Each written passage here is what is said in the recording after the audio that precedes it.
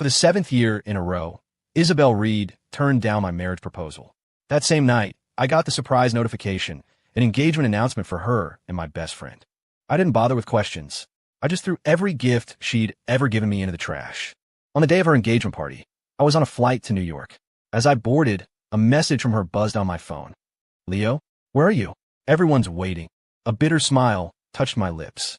I blocked her number, her social media, everything. What Isabel didn't know was that 2 weeks ago, I had accepted a proposal of my own from the untouchable heiress of one of Manhattan's most powerful families. This trip to New York wasn't an escape. It was to get married.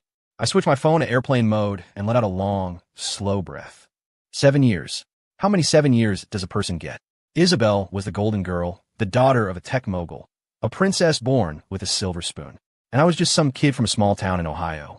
Our meeting was straight out of a movie. In college, I was juggling scholarships and part-time jobs. She was the president of the student government, a campus celebrity. I bailed her out of a logistical nightmare for a major event. And suddenly, the guy always hidden in the corner of the library was on her radar. She said she admired my talent and my quiet focus. We started dating. After graduation, she founded her startup, Aura Tech. I turned down a promising offer from a FANG company without a second thought to become one of her first employees. I secured her seed funding. I hustled for clients. I pulled all-nighters writing code and refining business plans. When the company was on the verge of collapse, I used my parents' life savings, the money they'd set aside for my future house, to keep it afloat. The team joked that I was the man behind the throne, the unofficial COO of Aura Tech. I never cared about titles. I loved her, and I would have done anything for her. I thought she saw it all, that she appreciated it. I thought that once the company was stable enough for an IPO, we'd finally get our happy ending. I proposed to her 3 times. The first time, the company had just found its footing. She smiled and said, "Leo, can we wait? We're in a critical growth phase. I can't afford any distractions." I nodded. Okay. The second time was after our Series B funding round, when the company was valued at over $100 million. At the celebration party, I got down on one knee. In front of everyone, she pulled me to my feet. "Leo, you know my goal is to make Aura the #1 name in the industry. Romance. It just gets in the way." The humiliation stung, but I told myself to understand. She was the CEO. She was ambitious. The third time was 2 weeks ago. The IPO was on the horizon, and everything was looking up. I booked the restaurant where we had our first date, filled it with her favorite blue roses. She looked at the diamond ring in my hand, her eyes holding no surprise, only that familiar, cool detachment. "Leo, do we really have to do this? Put a label on it." She toyed with the candle flame on the table. "Isn't what we have now perfect? You're my right-hand man, and I'm the one who discovered you. We're the perfect business partners." Business partners. The words were a needle to the heart. 7 years of my life, and all I was to her was a business partner. In that moment, something inside me went cold. "Isabel," I said, my voice calmer than I'd ever heard it. "This is the last time I'm asking. If you say no, we're done." She seemed taken aback, but only for a second. Then the CEO mask was back in place, a faint, mocking smile on her lips. "Is that a threat, Leo? Don't forget, everything you have because of me. Without me, without Aura, you're nothing." I laughed, a hollow, tragic sound. "You're right. Everything I have, you gave me. So you can have it all back." I stood up, placed the ring I'd spent 3 months choosing gently on the table, and walked out. I submitted my resignation that night. The next day, I saw the engagement announcement. Her and Ethan Cole. Ethan, my college roommate, my best friend, the guy I'd personally recommended for a job at Aura Tech. I poured my heart out to him, told him about every rejection from Isabel, every frustration. He would clap me on the shoulder, feigning outrage. "Dude, that's messed up. She's just using you, man. If you can't take it anymore, just say the word. I'll be right here." Looking back, it was a pathetic joke. While I was confiding in him, he was probably laughing at my stupidity. Maybe he and Isabel were already together, watching me like a clown as I built the foundation for their future empire. The picture of the gilded engagement invitation was sent to me by one of her friends. In it, Isabel wore a stunning designer gown, holding the arm of a dapper, smiling Ethan. The Aura Tech logo was artfully displayed in the background. The caption read, "The ultimate power couple, building an empire together. So thrilled for my bestie Isabel Reed and the brilliant Ethan Cole. Here's to forever." Brilliant. Ethan had climbed the corporate ladder on my back, and now he was the chief technology officer. And I, the guy who practically built the company from scratch, was the stepping stone they just kicked aside. I didn't reply. After the death of my heart came a profound, chilling calm. I deleted every photo, every message. Then I gathered everything she'd ever given me, the watch, the cufflinks, the ties, packed it all into a box, and dropped it into the dumpster behind my apartment. After that, I dialed a number I had saved but never called. A cool, melodic female voice answered on the first ring. "Have you made up your mind?" "I have," I said. "Ms. Sterling, is your offer still on the table?" A hint of a smile entered her voice. "For you, Leo? Always. New York is waiting for you." The woman on the phone was Serafina Sterling, sole heir to the Sterling Holdings empire, a woman who didn't just sit at the top of the pyramid. She owned it. We had met by pure chance 2 months ago at an industry summit. Isabel had a last-minute meeting, so she sent me in her place. At the evening gala, a drunken trust fund bro started hassling me, sneering that I was just Isabel Reed's corporate arm candy. I tried to walk away, but he got aggressive, shoving me. Just as I was about to retaliate, Serafina Sterling appeared. She said one word: "Leave." The belligerent heir, who had been puffing out his chest a second before, went pale and practically scrambled away. "You're Leo Vance?" she asked, approaching me with a glass of red wine. Her gaze was sharp, analytical. "Yes, I've seen your project proposals for Oratech. Impressive work." She swirled the wine in her glass. "Ever consider playing in the major leagues?" I assumed she was just being polite and demurred. But then she found me again on the night of my third failed proposal. She was direct. "I have a proposal for you, Leo. A marriage." I thought I'd misheard. Seeing my shock, she explained calmly. "A business arrangement. We both get what we need. I know about you and Isabel Reed, and I know your talent is being wasted. What she can't give you, I can. What you want, including revenge, I can help you get. I need a partner who is capable, ambitious, and absolutely loyal. My background check on you is very thorough. You're the perfect fit. Marry me," she'd said, her eyes like chips of ice, "and the entire Sterling Empire will be your arsenal."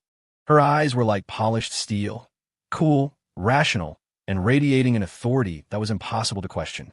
In that moment, I saw a reflection of Isabel, but magnified 1,000 times. No, Serafina was more powerful, more pure in her ambition.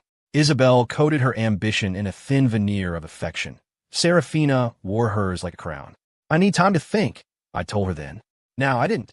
Isabel and Ethan had made the decision for me. My phone screen lit up again with Isabel's text. "Where are you?" "Everyone's waiting." Waiting for what? To be the tragic, discarded protagonist in their love story? To applaud their power couple union? A cold smile twisted my lips. I blocked Isabel, Ethan, and anyone connected to them, then powered off my phone. The plane touched down at JFK. As I walked through the private arrivals lounge, I saw her immediately, a figure that stood out from the crowd like a hawk among pigeons. Serafina Sterling was dressed in a sharp, black pantsuit, her long hair pulled back in a high ponytail. No makeup, yet she was still breathtakingly beautiful. Her presence was so commanding it turned everyone else into background characters.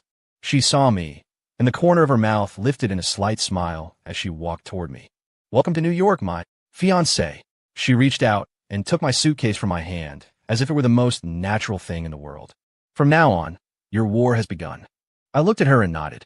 The last traces of hesitation and doubt vanished into the city air. "Isabel, Ethan, the game is just getting started." Serafina's home was a sprawling modern estate in Greenwich, Connecticut, a billionaire's enclave just outside the city. She called it the Eyrie. It wasn't so much a mansion as a private compound. The main building was a modernist masterpiece of glass and steel cantilevered over a hillside, surrounded by manicured gardens, an infinity pool, and a tennis court. "This is your home now," Serafina said as she parked the car, her tone casual, as if she were pointing out a new coffee shop. The house manager and staff were already lined up at the entrance. "Ms. Sterling, Mr. Vance." The elderly man at the front bowed respectfully. "Arthur, this is Leo Vance, my fiancé. He's the master of this house now, too." Serafina introduced me, then turned to me. "This is Arthur, our house manager. Anything you need, he can arrange." I gave a polite nod. "Arthur, it's a pleasure." Arthur's face broke into a warm smile. "Mr. Vance, your suite is ready, and dinner has been prepared. Would you prefer to eat now, or rest first?" "Take him to his room first," Serafina instructed. My suite was on the second floor, with a floor-to-ceiling window that offered a stunning, panoramic view of the distant Manhattan skyline. The decor was minimalist and cool-toned, completely different from my old apartment, yet it felt strangely calming. The walk-in closet was already stocked with the latest collections from Tom Ford, Zegna, and Loro Piana, from casual wear to formal suits, all in my exact size. I was stunned. I had your measurements from my file on you. If you don't like the style, I'll have a tailor come by tomorrow to replace everything. Serafina leaned against the doorframe, her arms crossed. No, it's perfect. I ran my hand over the fabric of a cashmere blazer, a texture so fine it felt like a world away from my old life. Good. She nodded. Our wedding is set for next Monday. Simple. We'll go to City Hall, then have dinner with a few key members of my family to make the announcement. Any objections? None. I shook my head. I have no family to notify. My parents had passed away years ago, which was part of the reason I had made Isabel my entire world. Excellent. She seemed pleased with my decisiveness. Take the next few days to get settled and clear your head. Next week, you start at Sterling Holdings. What will I be doing? What you do best. Serafina walked toward me, her gaze intense. I want you to personally take back everything that belongs to you. And then, I want you to dismantle everything they're so proud of, piece by piece. Her voice was soft, but it carried a chilling weight. I looked at her, and my own reflection in her cool, clear eyes. I suddenly realized we were the same kind of person. Calm, rational, and willing to do whatever it takes to win.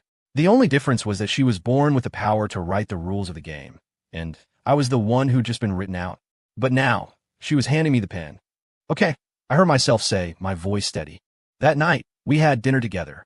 The long dining table felt vast with just the two of us at either end, the silence punctuated only by the clinking of silverware. After the meal, she led me to her library. It was a cavernous space that took up half a floor, with 3 walls of floor-to-ceiling bookshelves. The collection was vast enough to rival a small university's. My father's study, she said, taking a seat behind a massive obsidian desk. My office now. She opened her laptop and pulled up a file. Oratech's latest funding proposal and their roadmap to the IPO. Ethan Cole has taken your place as the new COO. Isabel transferred 5% of her equity to him, making him the 4th largest shareholder. On the screen was a photo of Ethan, looking confident and triumphant on a stage. Behind him was the Oratech logo. The headline read, Oratech taps new COO, eyes NASDAQ with strategic alliance. In a smaller inset photo, Isabel was in the front row, watching him with an adoring, proud smile. That smile. For 7 years, that smile was what I worked for. Now it looked like a poison blade. They're planning to go public within 6 months. To build momentum, they're bidding on a major smart city development project, the Oasis project. It's the key to their IPO success. Serafina's fingers tapped a light rhythm on the desk. I managed that project bid for 3 months, I said, my voice hoarse. Every detail, every data point was seared in my brain. That project was supposed to be my final gift to Isabel. Now, it was the cornerstone of her new life with Ethan. I know. Serafina looked up at me, which is why I want you to take it from them. Sterling Holdings has a subsidiary, Pinnacle Dynamics. They're a direct competitor to Oratech. I've already made the arrangements. Starting next week, you will be Pinnacle's new CEO. Your first task is to win the Oasis project contract. I'll give you 3 months. Any problems with that? I looked at her, a long dormant thrill coursing through me. It wasn't fear. It was excitement. No problem at all. She smiled, a rare expression that was like ice melting in the spring sun. A hint of approval was in her eyes. Excellent. She stood and walked around the desk, a faint, clean scent trailing her. She suddenly reached out, her hand gently touching my cheek. Her fingertips were cool, but her touch was surprisingly soft. Leo, remember this. The moment you stepped into my world, you left the old you behind, the one who built kingdoms for other people. Her gaze was deep, as if it could see past all my scars and defenses. Here, you're allowed to be ambitious. You're allowed to want things. Everything you desire, you can take with your own 2 hands. She leaned closer, her warm breath ghosting against my ear, including me. As the words faded, her lips met mine. It was a fleeting, feather-light kiss, tasting of wine and her unique, cool fragrance, but it sent a jolt through me like an electric current. I froze. In 7 years with Isabel, moments of intimacy were rare. She was always too busy, too tired, or claimed she disliked public displays of affection. But Serafina, a woman who was technically my business partner, was this direct, this bold. She pulled back just as quickly, a playful smile on her lips as she saw my stunned expression. Good night, my fiancé. Get some rest. Tomorrow is a new beginning. She turned and left the library, leaving me standing there, my heart hammering against my ribs. I couldn't sleep that night. My mind was a chaotic montage of Isabel's indifferent face and Serafina's unexpected kiss. Lying in the impossibly soft king-size bed, I understood with stark clarity that my life had veered onto a completely different track. The last 7 years felt like a long, absurd dream. Now I was awake. Over the next few days, as Serafina arranged, I met with the Sterling family lawyers and trust managers, signing a mountain of documents. One of them was a prenuptial agreement. It stipulated that our assets would remain separate, but as a wedding gift, she was voluntarily granting me 1% of Sterling Holdings and a 30% stake in Pinnacle Dynamics. 1% of Sterling Holdings was a figure I couldn't even comprehend. "It's what you're worth," Serafina said simply as I signed. "I need an ally who can fight alongside me, not a dependent I have to support. Consider this your capital for the games ahead." I looked at her, a complex mix of emotions swirling inside me. Isabel always reminded me that everything I had came from her. Serafina, from the very beginning, was giving me the power to stand as her equal. On Monday, we went to City Hall. 2 simple certificates officially bound us together. As we walked out, she said, "You're a Sterling now, Leo. Don't disappoint me." "I won't," I replied, my voice firm. That evening's family dinner was at the old Sterling family mansion on the Upper East Side. It was there I met the legendary patriarch of the family, Serafina's grandfather. The old man was sharp and imposing, with eyes that seemed to see right through you. He studied me for a long time before speaking. "I trust Serafina's judgment. Young man, now that you've married into this family, you will abide by its rules. There is only one rule that matters. You will never betray this family, and you will never betray Serafina." "You have my word, sir," I answered respectfully. The dinner was tense, but uneventful. The other Sterlings were polite, but distant, their eyes filled with scrutiny. I knew that in this arena of immense wealth and power, I would have to prove my worth. When we returned to the Eyrie, I finally allowed myself to breathe. "Tired?" Serafina asked, handing me a glass of water. "A little," I admitted. Facing that den of corporate lions, where every word had to be weighed and measured, was exhausting. "You'll get used to it." She sat down beside me, smelling fresh from a shower. The house was silent, except for us. Outside the massive window, the lights of the city twinkled like a fallen galaxy. "Have you heard anything from them?" I couldn't stop myself from asking. "Yes." Serafina unlocked her phone and showed me. It was Isabel's Instagram. A new post. The caption read, "The only thing missing from our engagement party was a dear friend. Some people, once they're gone for a lifetime. I hope you're okay. We'll always be here waiting for you." The picture was from the party. Everyone was smiling, but at the main table, one chair was conspicuously empty. The chair meant for me. The hypocrisy was staggering. Kick me to the curb, then put on a public performance of how much you miss me. Who was the show for? And this? Serafina swiped to another screen. It was a screenshot of a text from Ethan. Because I had blocked him, it showed the delivery failure notification. Serafina had someone on her tech team recover it. "Leo, man, I know you're pissed. But Isabel and I are for real. You can't force this stuff. You did a lot for the company. We'll never forget that. When you've cooled off, the door's always open. We're still brothers." Brothers? The word made my stomach turn. What are they trying to do? Guilt tripped me after stabbing me in the back. I sneered. "No." Serafina shook her head, her eyes sharp. "They're mitigating a threat. You're too integral to Oratech's history. Your abrupt departure is a massive liability for their IPO. They need to keep you quiet, or at least keep you from becoming an enemy." "Too bad for them," I said, my voice cold as ice as I closed the phone. "Exactly." Serafina looked at me, a smirk playing on her lips. "Tomorrow, Pinnacle Dynamics holds a board meeting to officially announce your appointment. We'll also announce that we are officially entering the race for the Oasis project. Go give them a little surprise, Leo." "With pleasure." Late that night, I was about to head to my room when she stopped me. "Wait." I turned. She was standing by the window, the moonlight silhouetting her graceful figure. "Sleep in my room tonight." Her voice was quiet, but it was an order, not a request. I froze. "We are married, are we not?" She walked toward me, a glint of challenge in her eyes. "Or are you still hung up on your ex-girlfriend?" "Of course not," I denied instantly. "Then come here." She held out her hand. I hesitated for a beat before taking it. Her hand was warm and soft in mine. She led me into her master suite. It was even larger than my room, decorated in a similar cool, monochrome palette, but the air was filled with her unique, subtle scent. She let go of my hand, walked to the bed, and slipped under the covers. "Lights," she commanded. I hit the switch, plunging the room into darkness. I awkwardly laid down on the far side of the bed, my body rigid. In the dark, I could hear the steady rhythm of her breathing. "Leo," she said suddenly. "Yeah. Are you afraid of me?" "No." "Then why are you shaking?" I felt a flush of embarrassment. To be honest, I was nervous. Sharing a bed with a woman I'd known for less than 3 months and been married to for less than a day. And not just any woman, but Serafina Sterling. Before I could finish my excuse, she rolled over. An arm snaked around my waist, and her body pressed against mine, soft and warm. "Relax," she whispered, her voice a soothing murmur by my ear. "I don't bite. At least, not yet." Her breath tickled my neck. Slowly, the tension in my body began to melt away. "Sleep," she said. "You have a big day tomorrow." I managed to quieten and close my eyes. Her scent filled my senses, the warmth of her arm a comforting weight around me. For the first time in years, the crushing weight of disappointment, anger, and exhaustion seemed to lift, finding a place to rest. I fell asleep quickly and dreamed of nothing at all. It was the most peaceful night's sleep I'd had since leaving Isabel. The next day, I walked into the Sterling Holdings tower as the new CEO of Pinnacle Dynamics. The moment the press release hit the wire, the tech industry exploded. Leo Vance? The guy from Oratech. Isn't he Isabel Reed's guy? What's he doing jumping ship to Sterling?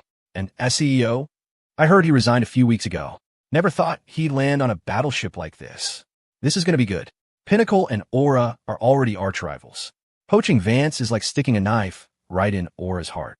I could only imagine the looks on Isabel and Ethan's faces when they saw the news. Sure enough, less than 30 minutes later, my new phone rang with an unknown number. "Isabel." I declined the call. She immediately called back. I declined again. A text message came through. "Leo, what is this? Why Pinnacle? Are you trying to get back at me?" Her words were laced with disbelief and accusation. I looked at the message, a cold smile forming on my face, and typed back 2 words. "Not your concern." Then I blocked her number. With a narcissist like her, explanations were pointless. The only way to make her feel anything was to hit her where it hurt the most. The morning's board meeting went smoothly. Serafina was there in her capacity as chairwoman of Sterling Holdings, lending me her full support. "Ladies and gentlemen, from this day forward, Mr. Vance has complete authority over all operations at Pinnacle Dynamics. His decisions are my decisions." Her statement silenced any potential dissent. At the end of the meeting, I announced our next major objective: to win the Oasis project contract at any cost. The room erupted in murmurs. "Mr. Vance, Oratech has been courting that client for nearly 6 months. Word is it's a done deal," one of the VPs ventured. And the lead architect on their proposal was, "Well, you, sir, aren't we a bit late to the party?" another added.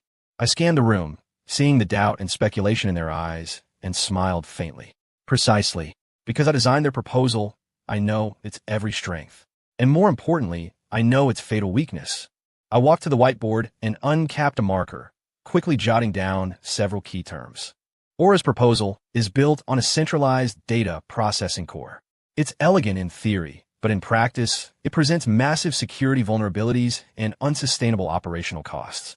Our new proposal will be built on a decentralized, edge computing framework.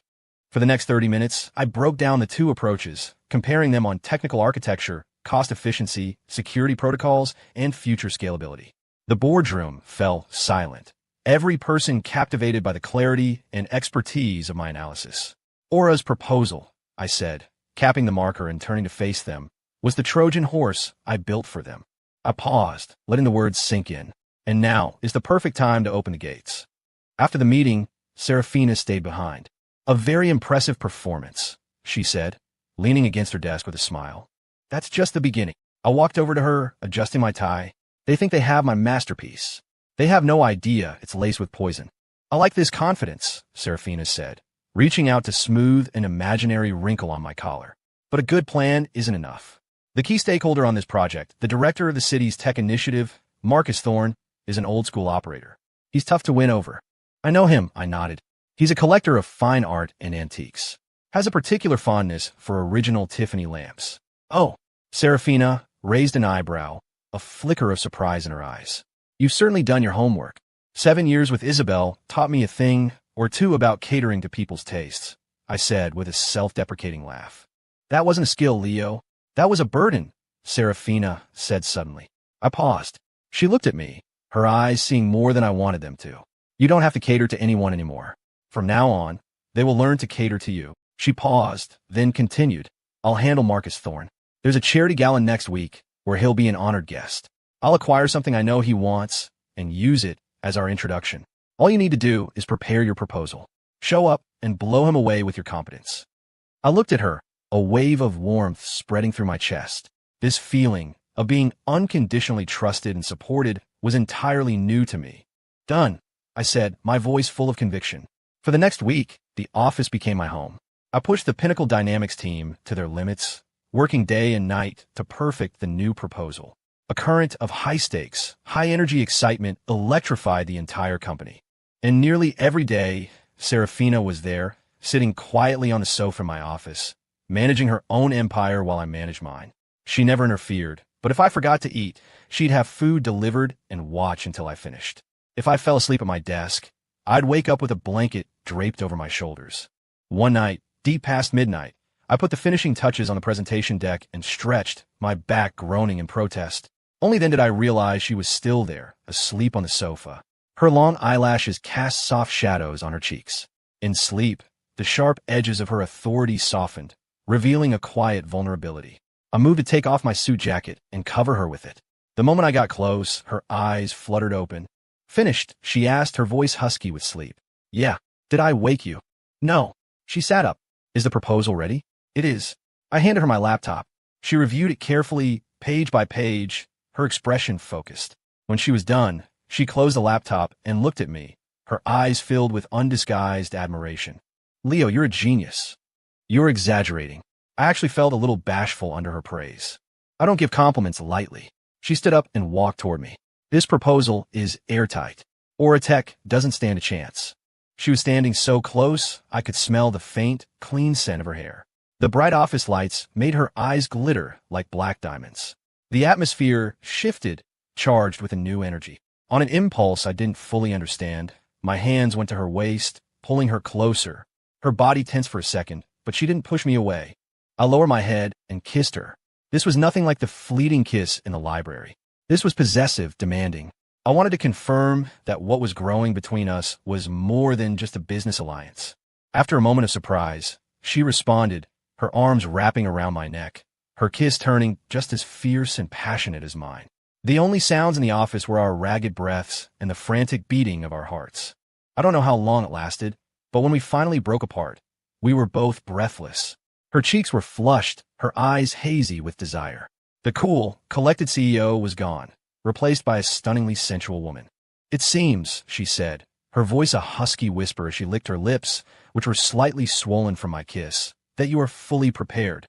I am, I said, my gaze locked on hers. For the job. And for you. She smiled, a slow, predatory smile. Good. She rose on her tiptoes, her lips brushing my ear. Tonight. My place, or here. My breath hitched. The undisguised lust in her eyes lit a fire in my blood. Here. I scooped her into my arms and carried her to the massive executive desk, sending papers scattering to the floor like startled birds. Outside the window, New York City glittered, a city that never slept. And in this top-floor office, high above it all, we claimed our first night together. The next day, I arrived at work feeling like a new man. Serafina, on the other hand, skipped work and slept until noon. Around lunchtime, she sent me a text. Last night was a strong performance. Encore tonight. I couldn't help but laugh. The woman was refreshingly direct. The charity gala on Saturday was exactly as opulent as I'd imagined. I attended as CEO of Pinnacle Dynamics with Serafina on my arm. The moment we entered, we became the center of attention. Is that Serafina Sterling and Pinnacle's new CEO, Leo Vance? They look incredible together. A true power couple. I heard they're married. A strategic alliance. The Sterlings must think very highly of him. I felt the weight of countless gazes. Envious, curious, resentful. I accepted it all, my arm held firmly around Serafina's waist. Soon, I spotted Marcus Thorne across the room. He was admiring a glass display case containing an exquisite Tiffany lamp, a genuine dragonfly from the early 1900s. An absolute masterpiece, he was saying to a companion. Serafina followed my gaze and nodded in understanding. The auction began, and the lamp was the final, premier item. The bidding started at $800,000. Thorne's eyes lit up, But he hesitated, not raising his paddle. The price was already beyond what his public servant salary could justify. After a fierce bidding war, the price shot to $1.5 million. $1.8 million, Serafina said calmly, raising her paddle. A hush fell over the room. That price was well over its market value. $2 million. A new voice joined the bidding. I looked toward the sound, and my heart dropped. The bidder was Isabel. Sitting next to her, looking grim, was Ethan. What were they doing here? Isabel met my gaze from across the room. For a split second, the air crackled. Her expression was a chaotic mix of shock, anger, and something else I couldn't decipher. Hurt. Beside her, Ethan looked like he wanted to kill me. His fists were clenched, his eyes burning with a venomous hatred. Interesting, Serafina murmured beside me, a playful tone in her voice. It seems they did their homework on Thorn, too. They're here to challenge me, I said through gritted teeth.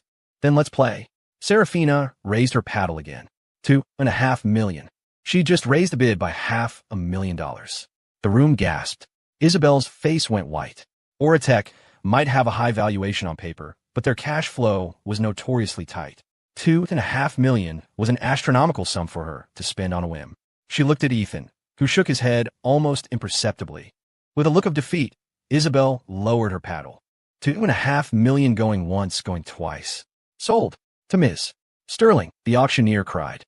After the auction, Marcus Thorne made a beeline for us. Ms. Sterling, that was quite a display of conviction, he said, beaming. Mr. Thorne, you're too kind, Serafina replied with a cool smile. I just believe a masterpiece like this deserves to be in the hands of someone who will truly appreciate it.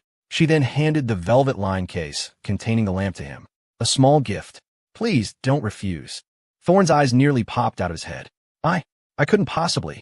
This is far too generous, he stammered, even as his hands eagerly accepted the case.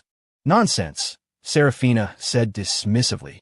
I mainly want to take this opportunity to introduce you to my husband, Leo Vance. He's the new CEO of Pinnacle Dynamics. He has some innovative new ideas for the Oasis project that he'd love to discuss with you. Mr. Vance. Thorne finally turned his attention to me, his eyes wide with recognition. Of course, a pleasure. I've read your work on the original Oratech proposal. Brilliant stuff. Mr. Thorne, you're too kind, I said, extending my hand. That earlier proposal had some immaturities. I've developed a new approach since then. I was hoping I might have a chance to walk you through it next week. Yes, absolutely. Thorne shook my hand vigorously. My calendar is wide open for you, Mr. Vance. I am very eager to hear what you have in mind. Just then, Isabel and Ethan stormed over. Leo. Isabel's voice was sharp. She stared at the lamp in Thorne's hands. What do you think you're doing? Ethan grabbed my arm, his voice a low, vicious snarl. Have you no damn shame, Vance? You steal our proposal, then you try to poach our project. Is this how you treat your friends? The atmosphere turned instantly toxic. Thorne clutched the case, looking utterly bewildered. Before I could speak, Serafina stepped in front of me, her presence radiating pure ice. Ms. Reed, Mr. Cole, she said, her voice dangerously quiet. I suggest you remember who you were speaking to. Leo is my husband and the CEO of Pinnacle Dynamics. He is competing for a contract, which is perfectly legal and standard business practice. You two, on the other hand, are making a scene. Are you determined to embarrass yourselves further? Isabel was speechless, her face flushing red. But Ethan, incensed, pointed a finger at me. You traitor, you ungrateful bastard. Isabel gave you everything, and this is how you repay her? You sold your soul for money. Repay her. I finally spoke, my voice devoid of any warmth. Wasn't 7 years of my life enough? Wasn't every ounce of my energy, my creativity, my parents' life savings enough? What did I get in return? I continued, stepping toward him, my eyes locked on his. I got rejected again and again, and then I got to see her engagement announcement to you. You want to talk to me about loyalty, Ethan? When I was confiding in you, telling you how much she was hurting me, were you laughing at me then, brother? When the two of you were celebrating an empire I built, did you ever stop to think that the ground beneath your feet was paved with my blood, sweat, and tears? Ethan staggered back, his face pale. He couldn't say a word. Isabel's eyes suddenly filled with tears. She looked at me, her expression a mask of tragic regret. Leo, I know I hurt you, but you can't do this. Not to me, not to the company. You built Aura from the ground up. Can you really bear to watch it fail? There was the damsel in distress act the pathetic attempt to use our shared history to manipulate me. It wasn't going to work this time. Ms. Reed, I said, my voice flat and final. The moment I walked out that door, Oratech ceased to be my concern. Whether it thrives or burns to the ground is absolutely irrelevant to me. As for you, I paused, a cruel smile spreading across my face. You should probably start praying you don't lose the Oasis contract too badly. Without another glance at them, I put my arm around Serafina and walked away, leaving Isabel's stifled sobs and Ethan's furious muttering in my wake. To my ears, it was a symphony. After the gala, my relationship with Serafina deepened. We no longer slept in separate rooms. The master suite at the Aerie became our shared space. By day, she was the formidable queen of Sterling Holdings, but at night, she would curl up against me like a cat seeking warmth. We'd watch movies on the couch, soak in the oversized tub, and sometimes on nights charged with passion, we would find ourselves against the floor-to-ceiling windows, the glittering lights of the distant city our only witness. She loved being up high, looking down on the world, feeling that sense of absolute control. And I loved watching her lose that control, seeing those cool, calculating eyes cloud over with raw pleasure. In those moments, I felt, with a certainty that shook me, that this powerful, untouchable woman was mine. Leo, she murmured one night, tracing patterns on my chest. Did you ever really love her? Isabel. I was silent for a moment. I did. I answered honestly. I once thought she was my entire world. And now, do you still hate her? No, I said, shaking my head. Hate is too strong an emotion for someone who has become insignificant. I just want to return the favor. I want to give back everything she gave me, with interest. I want her to know, with no uncertainty, what she threw away. I want her to see that everything she was so proud of is utterly worthless in my eyes. Serafina propped herself up and kissed my chin. I like this version of you, she said. Like a lion that's finally been woken up. And you? I asked. Why did you choose me? You could have any man you want. She smiled, sitting up and reaching for a glass of red wine from the nightstand. Because we're the same, you and I. I grew up in the Sterling family. I've seen nothing but backstabbing and betrayal. My own father was willing to sacrifice my mother for more power. My uncles have tried to kill me for a bigger share of the company. In this family, the only person I can trust is myself. So I needed an ally. Someone smart enough, strong enough, and untainted enough. She looked at me, her gaze piercingly direct. Your past 7 years were spent in a state of naive devotion, Leo. But your core is strong. Your talent, your resilience, your ambition. It was all suppressed by that woman. All I did was help you set it free. So this is still a transaction then? I asked.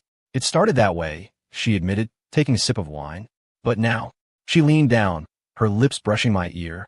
Now I think I've acquired a taste for it. I rolled over, pinning her beneath me and taking the wine glass from her hand, downing the rest in one gulp. Funny, I said. So have I. The final presentation for the Oasis project was a week later. Isabel and I met again, this time as adversaries. She looked exhausted, with dark circles under her eyes that no amount of concealer could hide. The commanding presence she once had was gone. Ethan, beside her, looked paranoid and aggressive, like a cornered animal. The bidding began. Oratech went first. Ethan was their presenter. He was using my old proposal, attempting to add his own flourishes, but it was like a bad cover of a classic song. All the notes were there, but the soul was missing. The judging panel, including Marcus Thorne, looked bored. Then it was my turn. I didn't start with my proposal. I started with a video, a simulation showing a city's infrastructure grinding to a halt during a targeted cyber attack on a centralized data system. Traffic, hospitals, financial markets, all plunged into chaos. Ladies and gentlemen of the panel, this is the fatal flaw in Oratech's proposal. They have put all their eggs in one basket. If that basket breaks, the consequences are catastrophic. Isabel and Ethan's faces went ashen. That's a lie. Ethan jumped to his feet. Our system has a state-of-the-art firewall. It's impenetrable. Is it? I smiled and clicked the remote. The main screen changed to a live feed. On it, we could see lines of code swarming and dismantling Oratech's supposedly impenetrable firewall. In less than 30 seconds, the system collapsed, replaced by a massive, grinning skull icon. A small stress test, courtesy of the Pinnacle security team, I said casually. As it turns out, there's no such thing as an impenetrable firewall. The room was in an uproar. Ethan's face was beet red. He stood there, sputtering, unable to form a coherent sentence. Isabel was biting her lip so hard I thought she'd draw blood. I ignored them and launched into my presentation. Our decentralized edge computing framework, on the other hand, pushes processing power out to the endpoints. Every camera, every sensor becomes its own independent node. A localized attack cannot and will not compromise the integrity of the entire system. That, gentlemen, is true intelligence and true security. My presentation was flawless. When I finished, the room erupted in applause. The outcome was never in doubt. After the meeting, Marcus Thorne announced on the spot that Pinnacle Dynamics had won the contract. The news hit the market like a shockwave. Aura Tech stock, already shaky, plummeted. That same afternoon, their board of directors called an emergency meeting to question Ethan's competence and demand answers about the glaring security flaws in their core technology.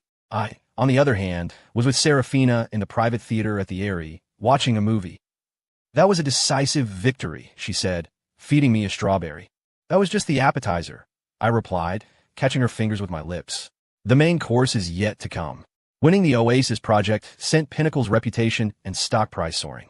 For Aura Tech, it was the beginning of the end. The loss of the contract created a massive revenue shortfall, forcing them to shelve their IPO indefinitely. The security vulnerability I'd exposed was a death blow. Clients began pulling out of contracts, demanding refunds and threatening lawsuits. Their cash flow dried up overnight. Isabel and Ethan were in full-blown crisis mode, scrambling to find new investors. But in the world of venture capital, no one wants to back a sinking ship. A month later, a message got through to me from a mutual college acquaintance. "Leo, please, you have to help Isabel. The company is about to go under. The banks are calling in their loans. She can't even make payroll. She hasn't slept in days. She's falling apart. I know what she did was wrong, but think of the company. We all poured our hearts into it. It was your dream, too, wasn't it?" I read the message and laughed. I typed back a simple reply. "My dream is to watch it burn." Then I blocked the number. A week later, Aura Tech was on life support. They were selling off assets and laying off staff in droves. Their once gleaming headquarters was now a ghost town.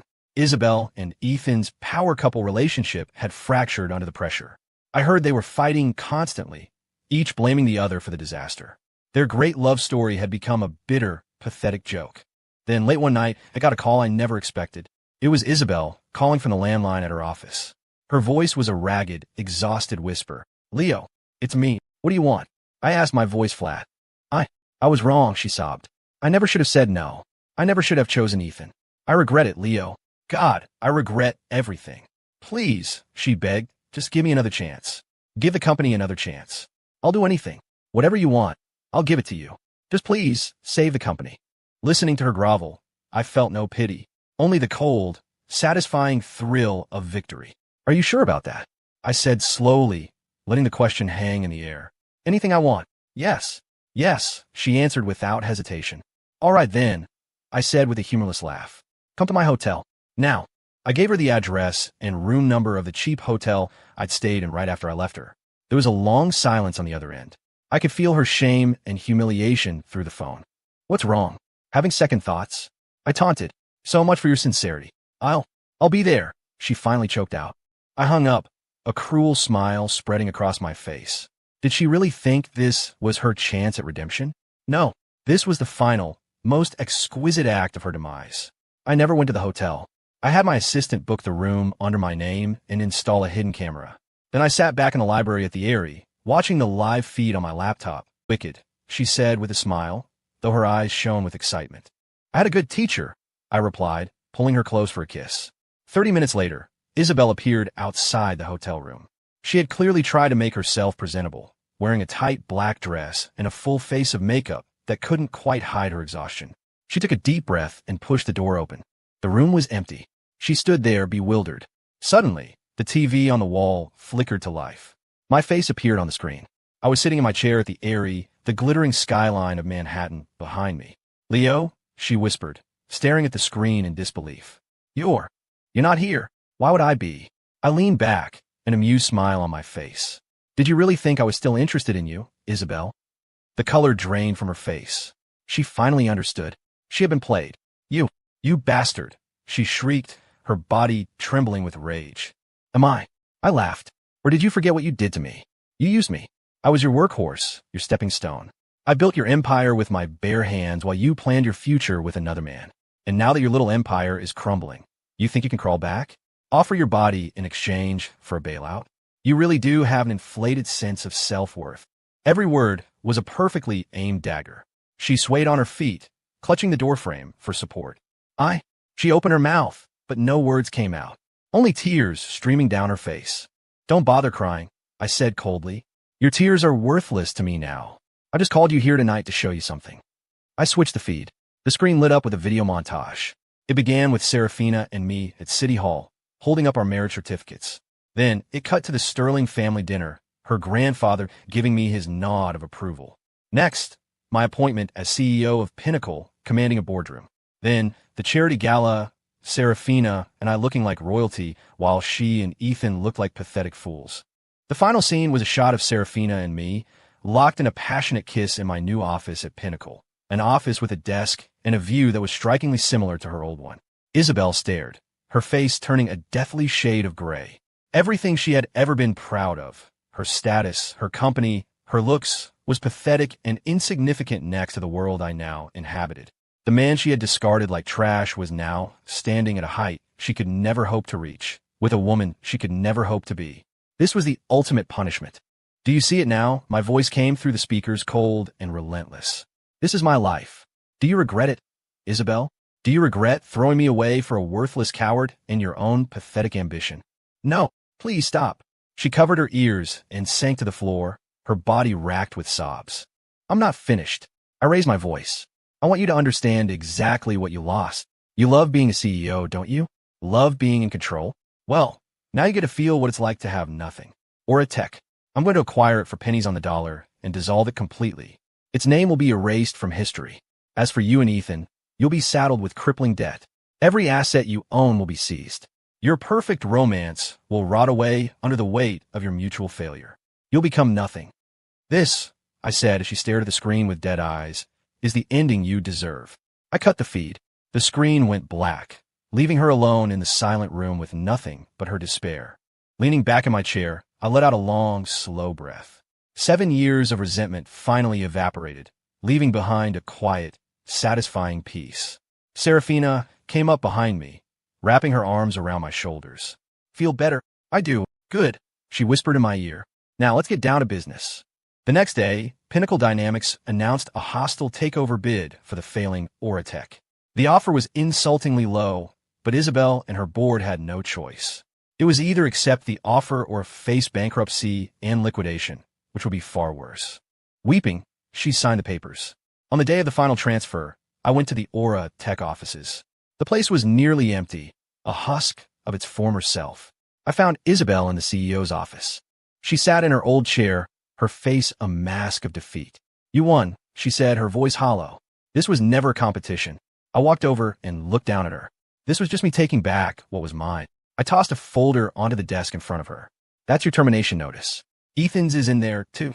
Also, as part of the acquisition, we're pursuing legal action against former leadership for gross mismanagement. Our legal team has calculated that your and Ethan's poor decisions resulted in direct losses of $120 million. We will be suing you personally to recoup those damages. $120 million. Her eyes widened in terror. You can't. You're trying to destroy us. Destroy you? I laughed, a truly cruel sound. When you threw me away like a piece of trash, did you ever think for a second that I might feel pain? Now it's your turn. I leaned in close, my voice a venomous whisper only she could hear. Remember how you used to love sitting at this desk? How it made you feel powerful, in control? I watched the final spark of defiance die in her eyes, replaced by pure, abject fear. I've always wanted to know what that feels like. Oratech was absorbed by Pinnacle Dynamics and vanished from the market. Isabel and Ethan, buried under a mountain of personal debt, lost everything. Their homes, their cars, their savings, all seized by the court. The engagement, of course, was called off. Their true love quickly curdled into bitter resentment, each blaming the other for their spectacular fall from grace. The last I heard, 6 months later, Ethan had gotten involved with loan sharks to pay off his debts and ended up taking the fall for a crime to clear his ledger. He was in prison. As for Isabel, the once untouchable queen of the tech scene was spotted working bottle service at a seedy nightclub. Someone snapped a photo and posted it online. In it, she was wearing a cheap, too-tight dress and a fake, plastered-on smile, her eyes utterly vacant. All her former pride and brilliance were gone, replaced by a hollow, numb resignation. I showed the photo to Serafina. She glanced at it once. You reap what you sow, she said, her tone indifferent. Then she wrapped her arms around me from behind, kissing my cheek. Stop wasting time on irrelevant people, darling. We have more important things to do. She took my hand and led me to the great window of our home. Outside, the lights of New York spread out before us like a galaxy of stars. Look at it, Leo, she said, her voice filled with a quiet intensity. Our kingdom. I turned and kissed her, a deep, lingering kiss filled not with vengeance, but with the promise of a future we would build together.